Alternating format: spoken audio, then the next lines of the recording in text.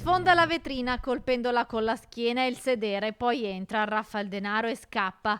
Un copione recitato almeno altre 3 volte nei giorni precedenti e antecedenti a queste immagini che mortalano il colpo in una pizzeria di via San Fermo a Padova il 12 settembre. 2 giorni prima, eccolo ripreso mentre svuota la cassa di una gelateria di via Altinate. È lui il responsabile delle numerose spaccate che hanno messo in agitazione i commercianti del centro storico di Padova.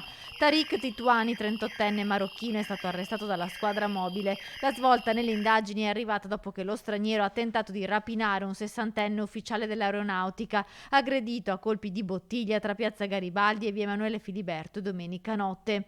La notte prima gli agenti delle volanti lo avevano denunciato mentre si stava liberando di un grosso tubo metallico in zona Ponte Vigo d'Arzare. Diciamo che ci si è mossi da dei sospetti, dai meri sospetti, per poi man mano arrivare a delle certezze, quindi a dei riscontri ricavati anche per fortuna dalla collaborazione di vittime e alcuni testimoni che hanno avuto modo di assistere ad alcuni degli episodi.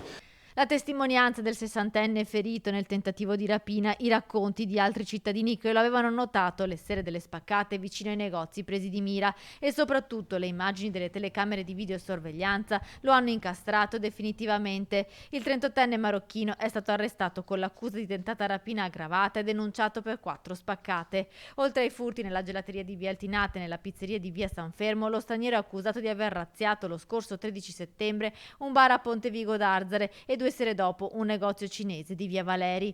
Si accontentava di pochi spiccioli, quel tanto che gli serviva per bivaccare e comprare alcolici. Nel suo giaciglio di fortuna, sotto un pilastro della tangenziale, i poliziotti hanno ritrovato gli indumenti e il cappellino giallo usato durante la tentata rapina all'ufficiale 60enne, nonché la vistosa mascherina gialla zebrata usata durante una spaccata.